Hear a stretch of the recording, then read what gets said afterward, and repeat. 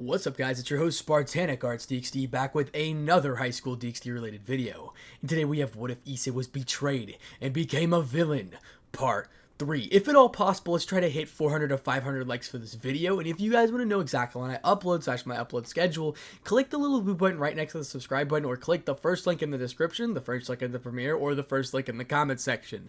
Thank you so much. Seriously, can't thank you enough.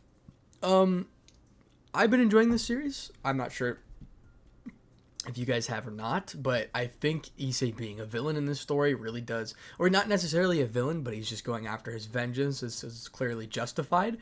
But hey, I like this story, you know what I'm saying? So without further ado, let's go and thank my balance breakers. Aunt Lewis, Lachlan Yates, who's a Juggernaut Drive member. If everybody who doesn't know, the people who have blue names are Juggernaut Drive members. So I thank you so much for becoming a Juggernaut Drive member. We officially have 4 people now in Juggernaut Drive, which is crazy. Anyway, Lachlan Yates, Jordan Pachow, Night Ammo, Refeek135, Ryan Monk, Keep Saying 21, Undefined Truth, VR Wolf, Dark Phoenix, ZQ2000, Shen Byun, Chaotic Raven, Nordatrax, Dr_MOG_ is the bomb, Grimfire Shot Gamer, Jerry Vive, So Responder, Rob the King, and Zero Fusion. Thank you so much for becoming a balance breaker. Seriously, can't thank you guys enough. High School DxD episode 4 reaction should be out either tonight or tomorrow if you're on my Patreon. And without any other further intrusion, let's go ahead and thank my Patreon members. David Tanner, Ryuga, Lachlan Yates, The Black Dragon Emperor, Brendan Dossett, Stripealanger, Mark Bacon, Sharklock, Jay Dawson, Keffer Winsor, and Godkiller. Thank you so much for becoming a Patreon member, where I officially react and things like that, etc. So thank you so much for tuning into that. I really do appreciate you. Seriously. Well, ladies and gentlemen, Ann Palpowski is on the road to 70K, and Spartanic, we're on the road to 50K. So let's get it going. We're on the grind, ladies and gentlemen. Without any further intrusion, let's go ahead and get into part 3. Chapter 3, Roses of the Underworld. And obviously, from where we last left off, Dai vowing to take his power one day, and then he just eliminated the witch, or basically their most strategic player in the magical field, or Lavinia, if anybody else would like to know. So Issei just eliminated her. So let's go ahead and continue the story. Hyodo residence, 9 p.m. He did what? Goro asked in surprise. He heard Azia tell him about leaving the house with 2 duffel bags. He was going somewhere. He did not tell me where. He just left, believing that we don't deserve to know, Azia spoke in a neutral tone. I see, Goro spoke in understanding.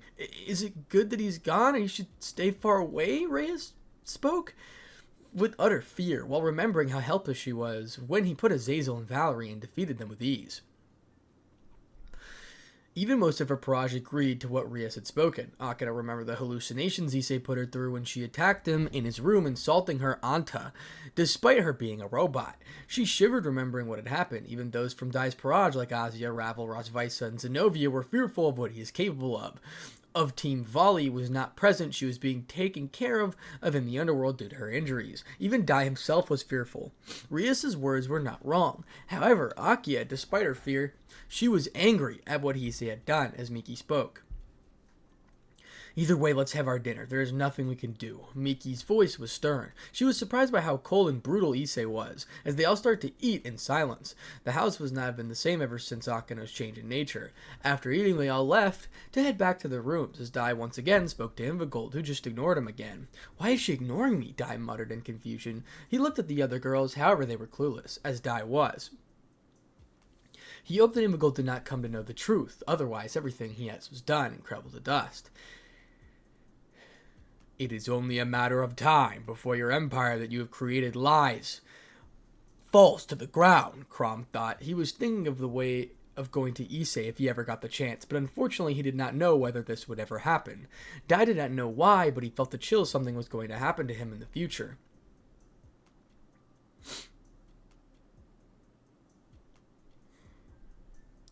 Opening start. This is like a flash into the future. Issei is walking across the fields. Malak is surrounded by the burning remains of the Gagar. Issei and Nix are seen by his side, looking at the screen. A book shows up as Issei in the strongest Red Dragon Emperor. Opening end. Now we're at the River of Stinks, Hades domain, 9:30 p.m. Issei was standing on the boat. The river person was talking to him, too.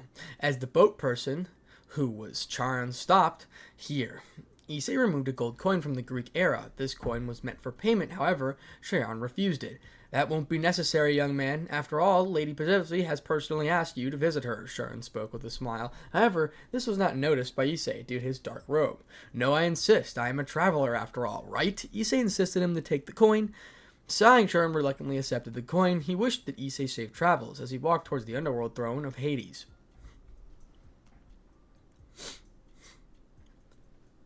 It was a huge mansion, which almost was akin to a model house. Issei looked at the place with a smile, as he remembered a lot of changes that happened to Hades' domain ever since Persephone came back to his life. It had become more cheerful and more green in nature, as Persephone was literally the light of Hades' life.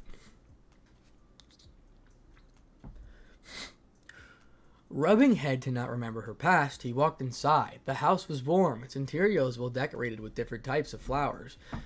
There he sensed an aroma, as he presumed to be home-cooked meals. He walked inside, where he saw a beautiful young woman in her 20s in flawless skin and voluptuous body. She had long dark brown hair and stormy blue eyes, which described the color of the sky during a thunderstorm.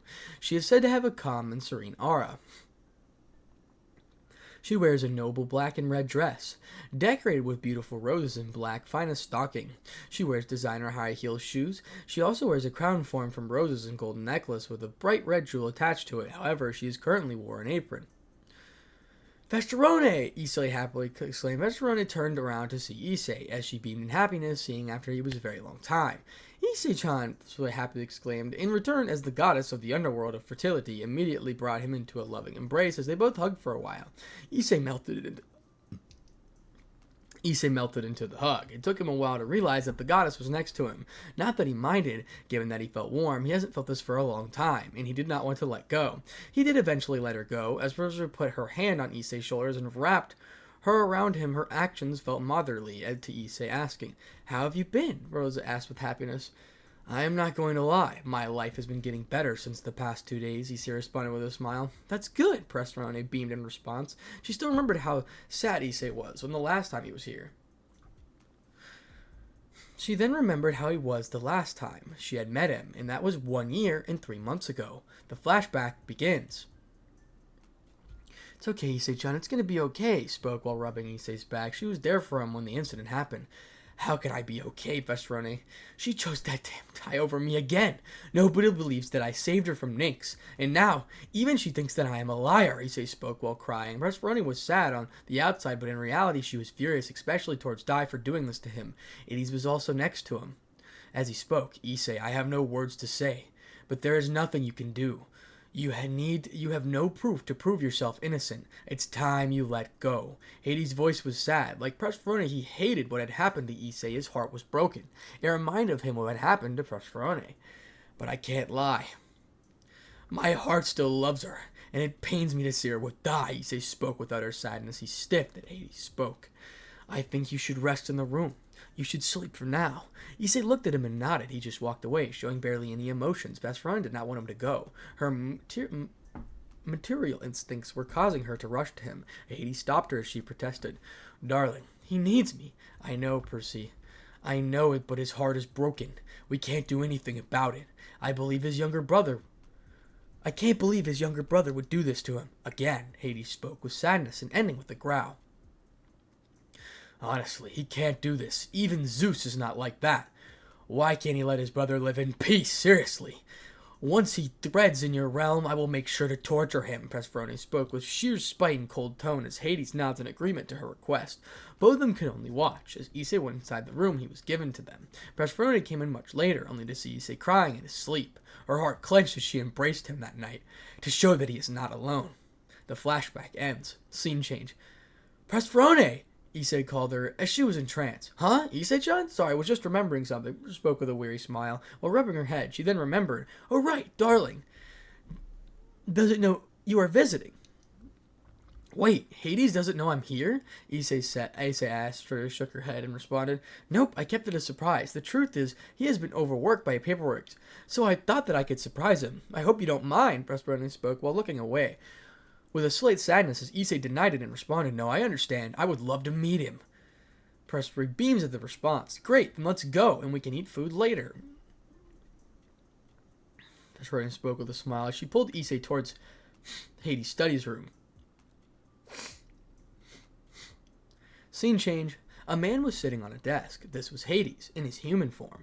He took a form of a tall and handsome man with a specially designed eye patch on his right eye and long stylish silver hair that spikes up with various spots on his head. He shone with a leaf-like pattern tattooed across his forehead and a spiked choker necklace lined, and a bed-like earring on his left ear with many small piercings. His attire is shown to be quite formal and extravagant, with a collar that spans all the way to his upper chest and badges decorated on the left and right side of his coat. Finally, he wears long white jeans and a pair of shoes filled with square patterns. Hades was working in his study room, trying to complete his paperwork, all thanks to Zoop dumping several of his paperwork. The reason was that this was punishment due to him helping the Chaos Brigade. "Fuck Zeus in this paperwork. Can't believe I made it do this," Hades exclaimed angrily while smashing the desk. Mountains of the paperwork were stashed on the side of Hades' desk. He had disturbed thousands of these. He wished he could have the Grim Reapers help him, but they were too busy handling the rest of the underworld. "I hate my life." Hades fell on the desk with his head down, crying, hoping that someone could save him from this hell. Hades then realized, why should he do Zeus's work? It was not his domain. His domain was the underworld. He had a smirk on his face. It was time to play the evil god. Using the magic fire spell, he immediately burned the stack of papers that belonged to Zeus. So he left no trace of paper, as every single paper burned as the protective barrier on a stack of papers before him. "Let's see what happens next, Zeus." Hades had a sinister smirk on his face. However, as he watched the paper burn, somebody knocked on the door. "Darling, someone is here to see you." Pressroy's voice was heard as Hades was removing the flames as soon as possible. He gritted his teeth in annoyance as the flames were not easy to remove. Wait, I'm just, doing stuff," Hades exclaimed, worried that his wife will get angry if she finds out. Once the flames died off, he took a sigh of relief and he opened the door as he's surprised to see who it is. "Look who's here to visit," Pressroy said happily as Hades gave a hearty smile.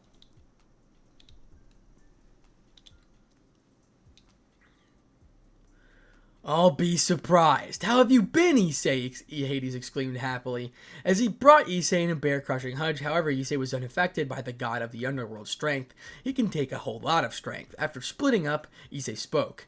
"Been better. Speaking of which, where are Malone and Marcia?" Issei asked, remembering Hades and Pressroy talking about their daughters the last time he visited. "Oh, them. We decided to enroll them in college of the human world. I believed it would be the best to learn some human culture and customs." Hades spoke with a smile as he remembered convincing his daughter to spend a few years there. "Which one?" Issei asked in interest. "We were planning to send them to Co-Academy, at first since you were there, and they could keep you company, but then we realized that your bastard of a brother would try to flirt with them. So they are studying in Stafford University in England." Hades spoke with a smile as Issei sighed in relief.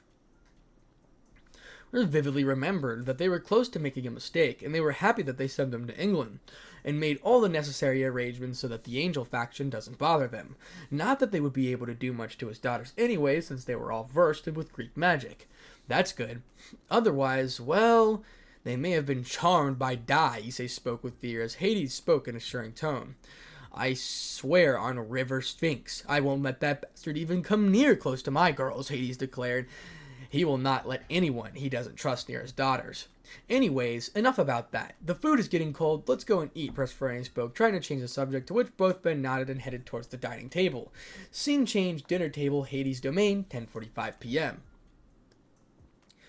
"And after that I told that to Zeus's face, 'Not my monkeys, not my circus,'" Issei narrated the time when he headed to the faction meetings, with Hades laughing in agreement. Even Pressroy cracked open a smile.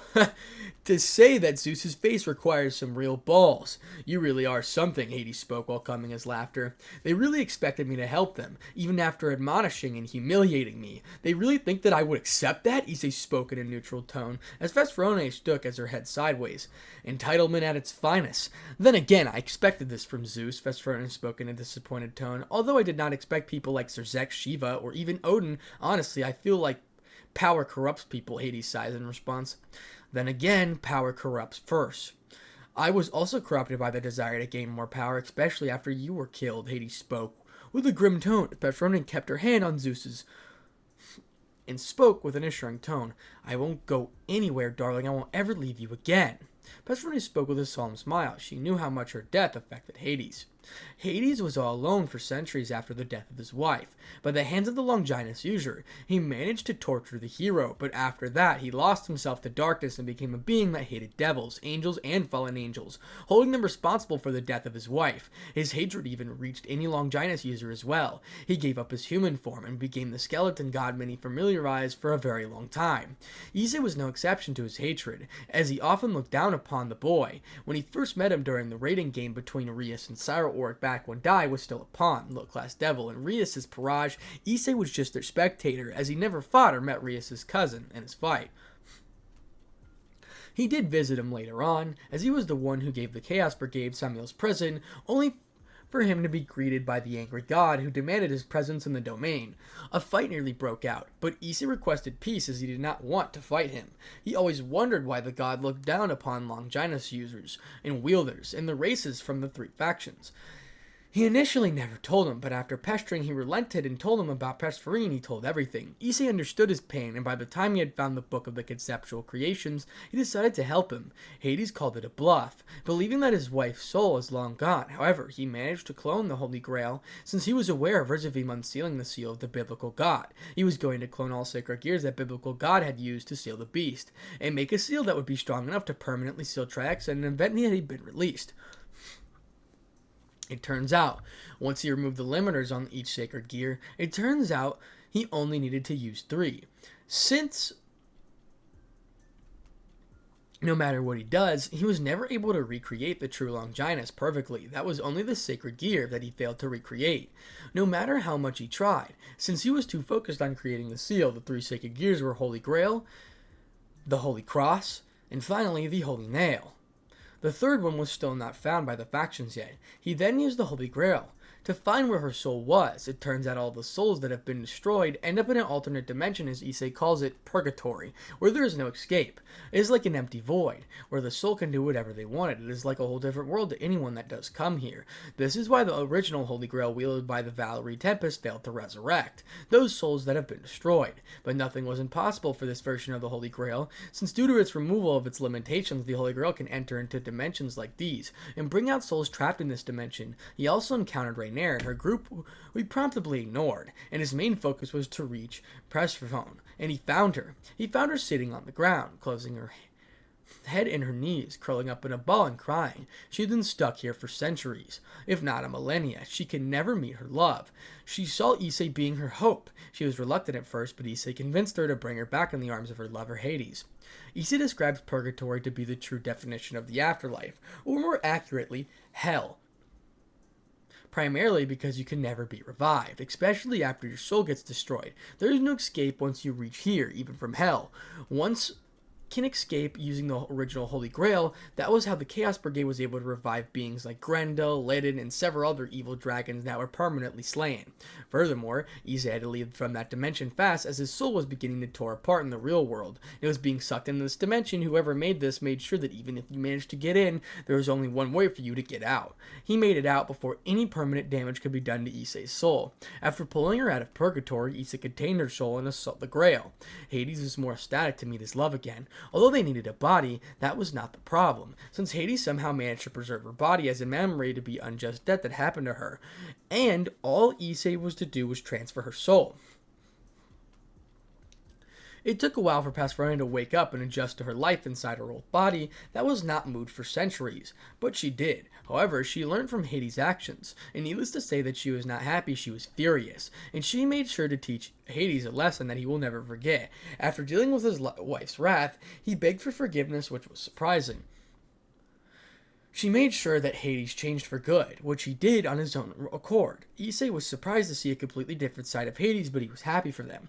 Issei still remembered Hades' screams of fear and pleas of mercy. He pitied the god. Both Persephone and Hades were internally grateful to Issei, as Persephone finally met her daughters after a very long time, and the family was now a happy family. They asked Issei to visit, which he did often whenever he could. Over time, both Fesrone and Hades started to like him even more, and Issei also became close to them. They were very important to his life, so much so that he started to share his secrets to them, and trusted them more than his biological family and his friends. Fesrone remembered everything. She held her hand as Hades looked at the solemn smile. Issei risked his soul to rescue hers, and he was not going to lose her again. Both fell into their own pink world. Issei decided to eat his food in silence. However, the sound of cockery managed to snap them out of their pink world. No, no, carry on, don't mind me, Issei spoke with a smile as steam came from Fesrone's ears and Hades looked away embarrassed. Both were blushing a mess. Speaking of which, how is Nyx doing? Issei asked with concern, to which both the god and goddesses smile at each other and tease him. So the lover boy has decided to go to his girl, Fesrone spoke with a teasing smile, which caused Issei to stutter and blush. Issei stammered as Fesrone chuckled. Oh, don't worry, you can visit her tomorrow, Fesrone spoke with a smile. Oh, and even she was demanding where have you been. You know I have told my guards that you can visit her whenever you want, right? Hades spoke with a smile. He was aware of Issei's love for the primordial goddess. Even they were surprised that they knew of his consistent visits, but they chose to ignore it.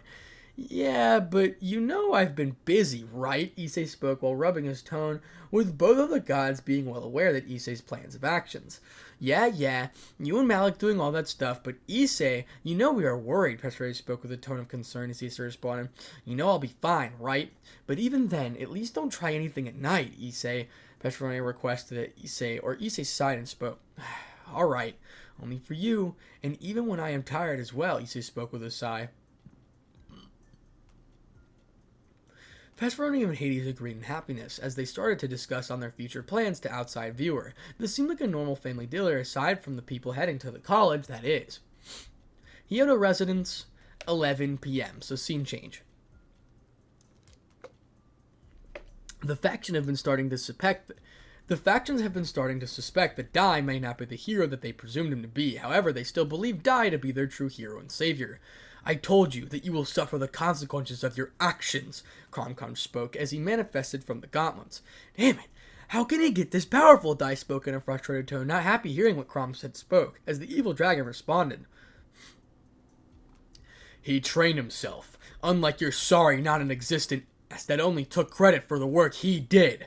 After all, you and I both know that he was the one to seal the Beast of the Apocalypse Triaxa, and when you failed, Valerie failed to do so, Crom declared in a mocking tone, while putting an emphasis on he and you. Dai gritted his teeth in response as he shouted while pucking a nearby wall. Damn it! I should have eliminated him before he was able to do this strong. Crom only laughed in response, angering him even further. What's so funny, Crom? The fact that you can even think of eliminating him, even after he humiliated you in front of your lackeys, even before refusing to helping you, is the funny part, my stupid host, Crom spoke in a mocking tone, before cutting off his connection, leaving a frustrated and screaming Dai. However, he was being watched by Immigold, who only nodded her head sideways as she spoke in disappointment and surf. And to think I loved you. You really are scum, aren't you, Dai? Immigold spoke coldly as she walked away to head to her room to sleep. Scene change, Immigold's nightmare, 12 a.m. Immigold was in a dark void in her co-academy uniform. She looked on asking, where am I? Suddenly, Graphia appears in front of her as Immigold was surprised to see her. Graphia, what are you doing here? Immigold asked in surprise, as she was met with a loving smile as she responded. Don't you know? Know what exactly? Immigold spoke with confusion. Well, you were getting married to Dai, Immigold. Graphia spoke with a smile. All of a sudden, Immigold's clothing changed into a purple gown. She had a look of horror. No, this can't be happening, Immigold shouted as Graphia was confused with her asking, what do you mean? Isn't this what you always wanted? Graphia spoke with her smile as she fades away, leaving a despair-ridden Immigold. The scene then changes to Dai, wearing a wedding tuxedo. Immigold was horrified on the inside. However, her body was smiling with her thinking. No, please be a nightmare, Immigold thought. I am so happy for this day to come, my love, Immigold. Dai spoke with a smile emanating happiness. Immigold was smiling on the outside, but she was screaming on the inside. She was unable to move or escape. God, if you are listening, please help me, Immigold thought, caring for the headache that she would receive when she chanted the name. However, nobody came as she saw Issei's parents, his sister, and the rest of her friends all clapping in joy.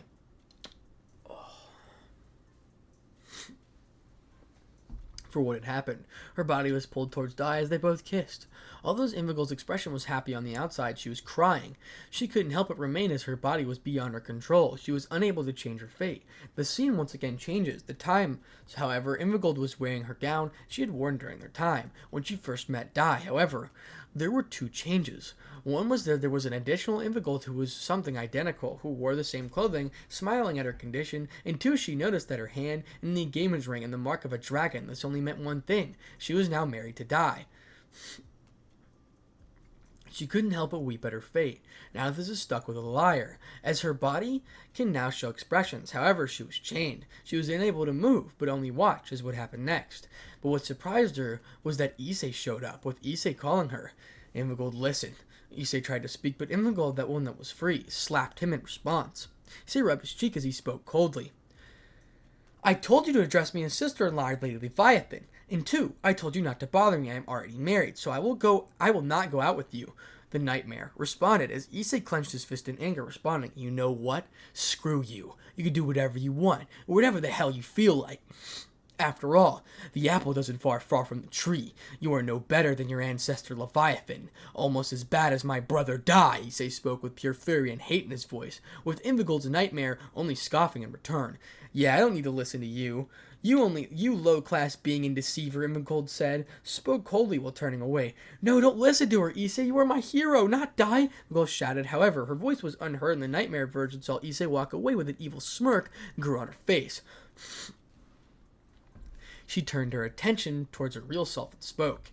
You see all of this happening because of you turning away the real hero. Now you will stay with the one who you only saw as a subject. You will stay with the one who only saw you as an object. Invigold's nightmare spoke with full tone of mockery, while the real Invigold was horrified. No, this can't be happening, Invigold spoke with fear and guilt. It is, and I am afraid you can do nothing to live your life with the man who never loved you. The Invigold's nightmare spoke while cackling, as the other Invigold could only weep and wallow herself in despair. Invigold's nightmare then spoke. I wonder what would have happened if you actually hurt Issei out even once. After that, Invigold's nightmare disappears before changing everything back to normal. Scene change, Invigold's room at 2:30 a.m. Invigold shouted as she woke up from her dream, sweat dripping from her face as she looked as it was a nightmare, but to her it felt real. If only Gaia could have realized the truth, maybe things would have been different. Invigold spoke, while completely grief-stricken. She remembered a part of Issei's word. I do not care for you, my dear Invigold. I want you to live because I want to see the consequences of your actions. I cannot allow you to fall asleep. And now that I will be no fun, right now, Lady Invigold, that would be mercy, and I won't let that happen. She decided to have some water. When she notices her bottle empty, she decided to leave, while remembering Issei's utter refusal to help the factions. She didn't blame him. Why should she? If anything, him not helping them justifies his actions. Issei was not affiliated with any faction. He was not a devil, and he was not affiliated with the Church of Vakten, or a reincarnated angel, or even the regards human teams like Slashdog, so he has no reason to help the three factions. Furthermore, they admonished and looked down upon him because of him being either a pervert or a weakling. There should be no reason for them to help them, since they were all think that he was a tool that they could use and discard. So you have finally realized the truth, huh? I never expected him to reveal it to you. Invigold was startled by a voice as she exclaimed, Eep! Relax, it's me. The voice belonged to that of a female. Invigold turned around to see a cute young girl with long black-brown hair down to her hips and black eyes. Her ears differ from a normal human's as they pointed tips. Along the black hair makes this feature difficult to notice. Her dark gray eyes have reptilian slit pupils. Orphis, Invigold spoke with surprise.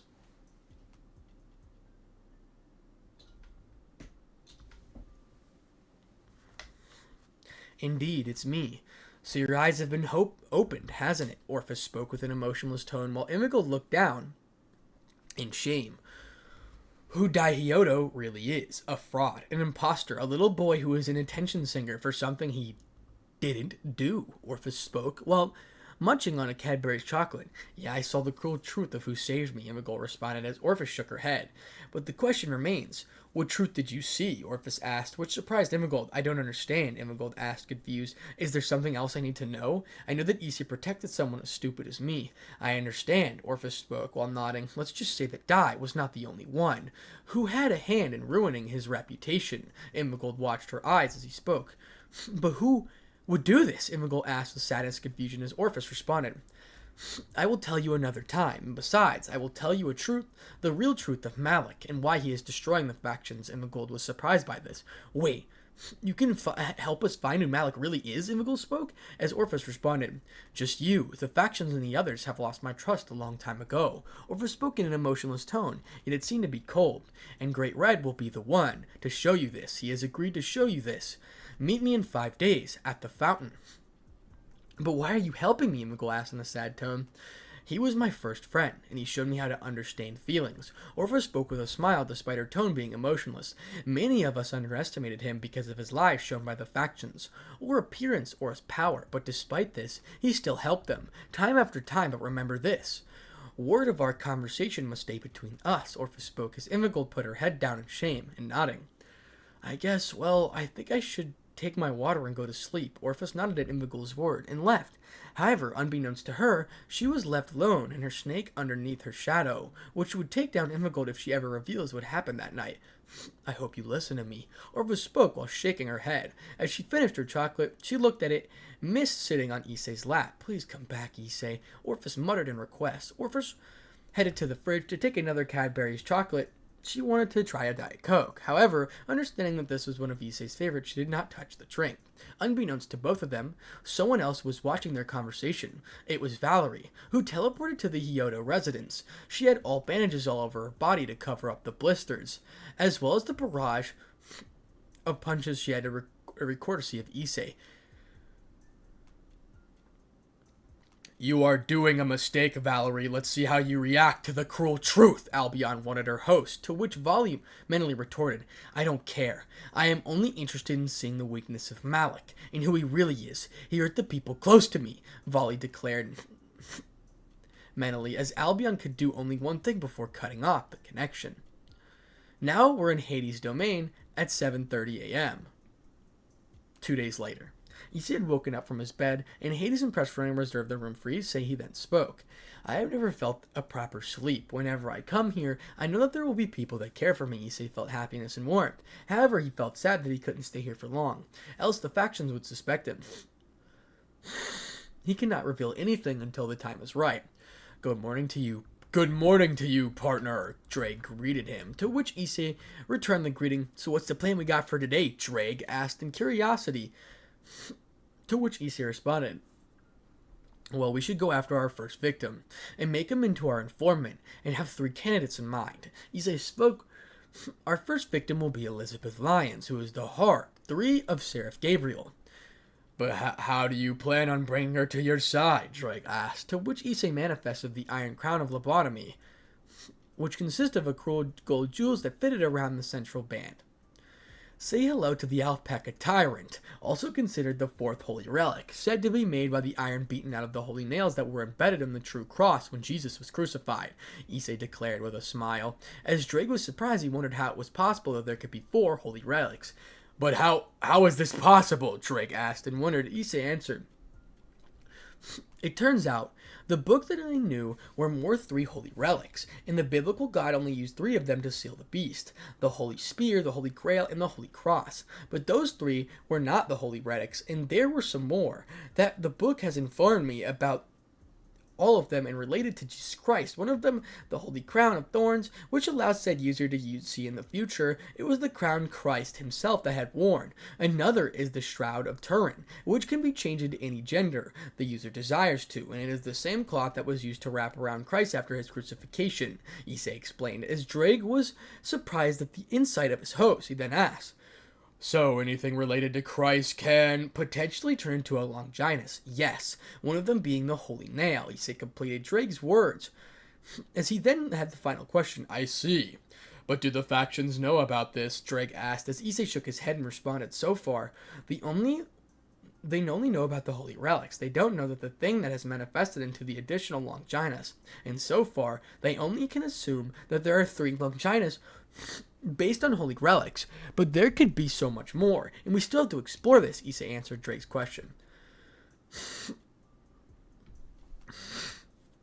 And using this, we can rewrite the memories and personality of a target. The one old will be gone, and we can choose the memories we can insert into our target. It uses nails made of holy energy to attack a target, and we can use it to completely control a target, even make them join our own accord, Issei ended the statement as Drake asked. But how will it infiltrate the heaven system? Drake was thinking as Issei responded. I have a halo that Grishildin and Vesco had given me when I visited heaven to see the interdimensional room that Michael had created for my brother in Irina. Issei spoke while remembering some of his past with his former childhood friend. I will never be with a pervert like you. You aren't the childhood friend that I grew up with, Issei. You think that I would have liked you? And yes, I did, when you were not a pervert. And besides, Dai is a better brother than you. He is nice and has a gentleman attitude and is a better person overall than you. Goodbye, Issei. You should change yourself, or you will be all alone, Irina spoke coldly, and the hate in her voice which reverberated across his mind. The line was something that he will remember for the rest of his life. Issei clenched his fist in remembering it. Dai wasn't the only one that spread rumors to his number one, Mistress Rias. Also had a hand in it. Like everyone else, she was manipulated by his lies, and she decided to tell it to everyone in the supernatural world. He couldn't go anywhere without being talked about or being humiliated. He was going to make her pay. He was going to make all of them pay. Partner, Drake spoke with worry. Right. Sorry, Issei apologized. He shouldn't fall into his anger. He should channel it against the enemies at the right time. Issei then saw his phone ring. It was a message, and this was from Malik. He had enhanced his phone to prevent hacking, in case it was a Juka or Zazel trying to tap into his phone. The attack will begin today. You can enjoy your vacation with Persephone Hades while I perform the attack. Issei smiled at seeing the message, and then he remembered that he could have created mayhem as he spoke. Wait for me. I have something to give you, and trust me, you will love it, Malik. Just wait for a few hours. Issei sent a message. A few moments later, Malik sent another message. I can't wait to see what you've got for me, Malik responded, as Issei was ready to go. However, he needed to inform Vesperone and Hades about it, as a voice was heard downstairs. Issei-chan, come downstairs. Your breakfast is ready, Vesperone called him, as Issei exclaimed. I am coming. Issei got up as he reanimated himself and headed down. He did not want to make Vesperone sad or angry, and she was one of the few that cared for him. As he went downstairs, he muttered with a sinister smile. I hope you are ready for what comes next, Gregar. The scene break, and that is the end of Chapter 3, Roses of the Underworld. Chapter 4, The Fall of Gregar. Azazel's office, Gregar, 10 a.m. Azazel was reviewing the videos of the fight between Malik and Lavinia. The power of telekinesis widened his eyes as he viewed it as some sort of legendary power. He then remembered that Malik seemed like one of those bad guys from video games that belonged to a sci-fi section, especially the space part. He wondered whether there was a robed masked man with a white cloak over his head, but either way, there was not the time to think about it. He needed to find anything that could expose Malik's weakness. Damn it! Things are getting too complicated. Azazel shouts as he slams his desk. He can't notice anything that would expose Malik. The only time Malik was shown at the edge was when Lavinia used her balance breaker. However, even then he was able to break out of it and eliminate Lavinia before she could regenerate the ice. There's only one thing we can do, and there is no turning back, Azazel thought with utter seriousness.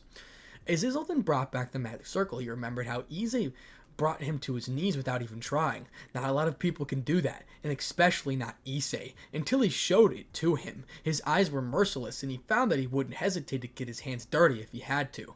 Hey, I need you to help me with something, Azazel spoke in a serious tone, as a voice on the other side agreed to it. Azazel was worried. Malik had not attacked for the last 2 days, and with his attacks being quite aggressive, he was afraid of the peace. It was too quiet, something he didn't like. He really had a bad feeling about what will happen next. Scene change, another side of the Gregar. The remaining members of Team Slashdog were having a look of incompetence and resentment. They hated Malik more than ever, and none showed this hatred more than Tobio Akuse himself. He was described to be a young handsome man with short black hair and gray eyes. We can't sit here and do nothing, Natsume Megawara spoke in a sad tone as she described to the beautiful young woman with black hair tied to her back. Natsume appears to wear an agent uniform. However, Tobio only thought of when Malik would come out of the shadows and strike them. There's only one thing we can do, and that is to ask Zeus to release Nyx. It is the only way, Susanna Narada spoke. She was described to be a beautiful woman with European facial features with dark blonde hair with double ponytails. She had heterochromatic eyes, and her right eye being light blue while her left eye was pure black. They remembered as Issei spoke for Nyx's release, only for him to be denied coldly by the Greek god.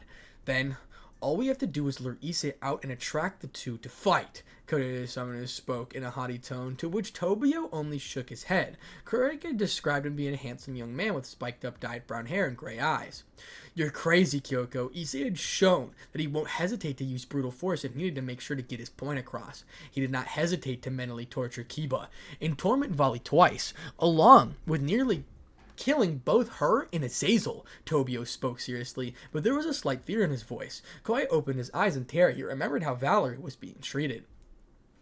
So how's Shizaku? Sighed Toji, and she with concern. In her voice, Sai was described to be a young girl with brown hair, and her light brown eyes with wearing a school uniform. Tobio could only clench his fist in the powerlessness due to what happened.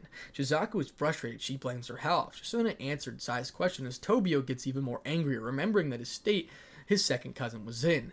The talk continued on how they could convince Issei to help them. However, none of them bothered to give their past relationship with him much importance. But now, that needed Ninia's help, and they knew that in order to get him to help, he needed to do something in return. Near Gregor, 11 a.m., Malik was waiting for Issei. He wondered what he was going to do. As he teleported using the right ring he had, Malik then spoke, seeing him. Took you long enough? I thought you were going to ask me not to attack. Sorry, Persephone and Hades wanted me to spend more time. Issei apologized with a soft smile while rubbing his head, to which Malik gave a hearty laugh.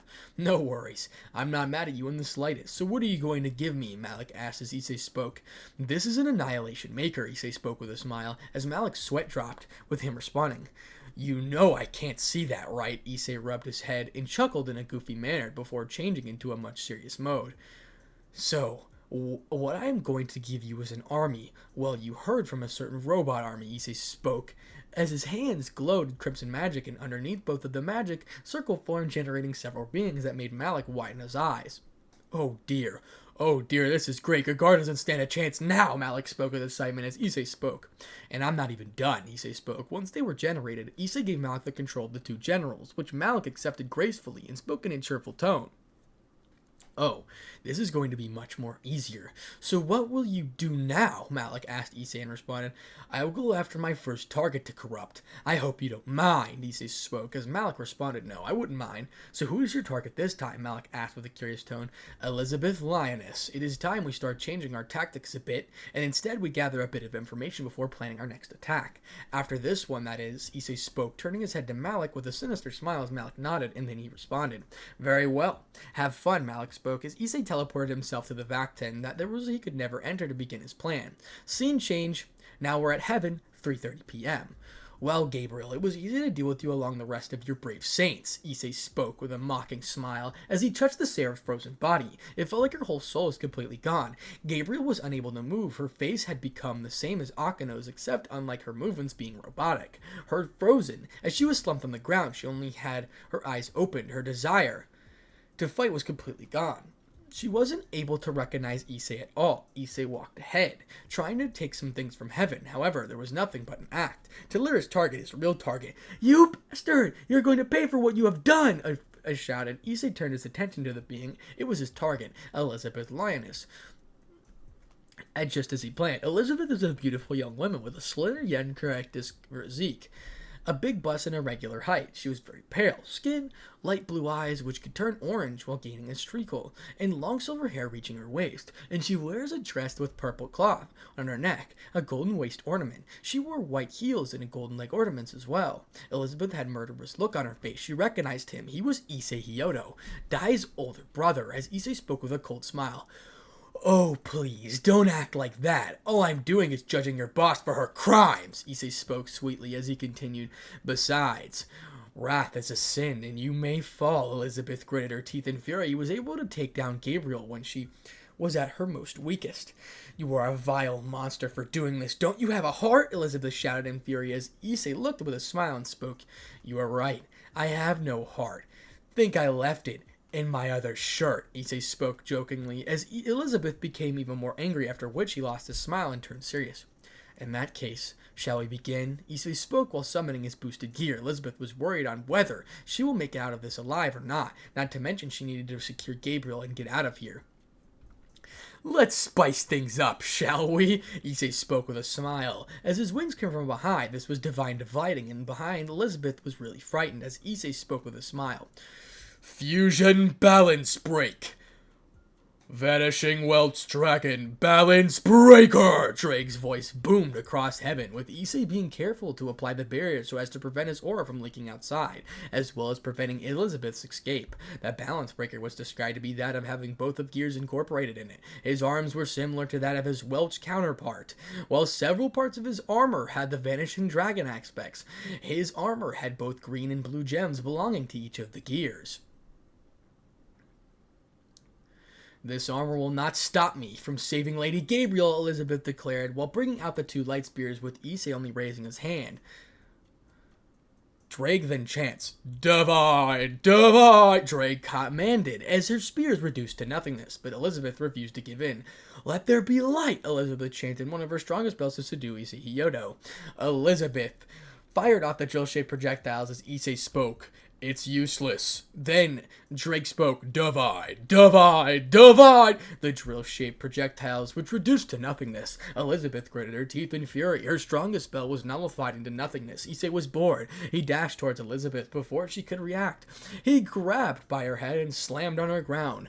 Had enough? Issei spoke in a mocking tone. As Elizabeth responded, I'm not done yet. Light explosion! Elizabeth shouted, as several beams of light surrounded Issei. Understanding what he had to do, Issei's wings glowed as Drake announced. Half dimension, Drake declared, as the light beams that were about to attack Issei reduced to the size of objects, which included her light beams as well. Elizabeth was horrified what had happened. As Issei started to fire, the dragon shot at Elizabeth. He jumped away from the explosion. Once the dust settled, he saw that Elizabeth groaning in pain. Some of her feathers were gone, and she was bruised. As Issei approached her by some, her clothes were also torn. My, you put up a fight. You have potential, Issei spoke in amazement. The fact that a mid-rank angel was able to put up a fight against him truly amazed him. Kill me then, you have won, Elizabeth spoke weakly as Issei chuckled, surprising the angel. Now why would I do that when I have some use for you, Issei spoke with a smile as Elizabeth was horrified. She was thinking that Issei would torture her. I would like you to join me in my goals. Will you be useful to me after all? Elizabeth internally was happy that there was no torture, but she would never join someone like him, and she spoke in pure defiance despite being in this condition. I won't cooperate with people like you. Nothing in this world will make me join you. In that case, I guess you need some motivation. Issei deactivated his balance breaker and brought out the Alpaca Tyrant. What is that? Elizabeth asked with fear and confusion. Issei then responded, This is the Alpaca Tyrant, one of the holy relics, also known as the Holy Nail. Elizabeth widened her eyes. Him getting one of the holy relics was a huge issue, as Issei continued, and yes, it is a Longinus that has been undiscovered by the factions, and this can allow me to control anyone by rewriting their memories and personality. Issei continued while Elizabeth feared at the situation she was in. Elizabeth then spoke with a fearful tone, No, please keep that away from me, I beg you! Don't worry, it'll only hurt you a little, Issei spoke with a smile as two nails separated the light that were lodged into her arm. The last thing were pleas before she passed out. And that is where we're going to stop for now. Get cliffhangered. No, and I don't regret it at all. That was a really entertaining fight, but we all knew our boy Issei was gonna clap. The thumbnail's probably gonna be Issei in the red and white Dragon Emperor format. I'm gonna try to make it that way, make it seem a little cool, if you know what I'm saying. You already know your boy got the vibes going on. Thank you so much for the support, ladies and gentlemen. I know this video has come to an end, and this series is much to continue. What If Goku Was in High School DxD is slowly being worked on, and I'm having a lot of fun doing Dragon Ball shorts if you haven't already been able to tell. But thank you so much for the support, ladies and gentlemen. I really do. If you guys want me to read stories, I'm just going to start reading them out of the blue and just posting series back to back to back to back to back because I don't care at this point. So I enjoy reading multiple series at the same time to keep the story interesting and keep the audience also engaged. So yeah, if you guys want to see me read another story, send it to me through via email, which is in the description or in the about section. And if you want my business contact, once again, you can always email me in the description or in my about section on YouTube. Thank you so much for the support, ladies and gentlemen. If you have any other questions, just let me know in the comment section down below. I'll probably end up reading them. It's hard to respond to all of them because it seemed to get one like every maybe 5 or 3 minutes, a new comment. So it's hard to read them all now. But I'll try to respond to as many as I can, as you can tell with all the other videos. But thank you.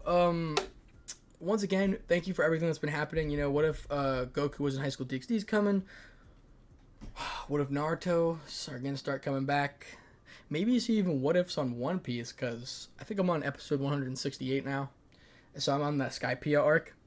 I'm obviously really behind everybody else, but obviously I know about Gear 5 Luffy and all of his feats, etc.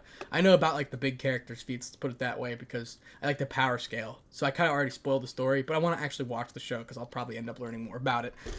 One Piece, Naruto, Bleach, etc. All those coming to fruition, especially Dragon Ball, as you can tell. High School DxD will merge with all of these, as I want my audience to know about DxD and all their powers, as well as Goku's, Ichigo's, Luffy's, and Naruto's.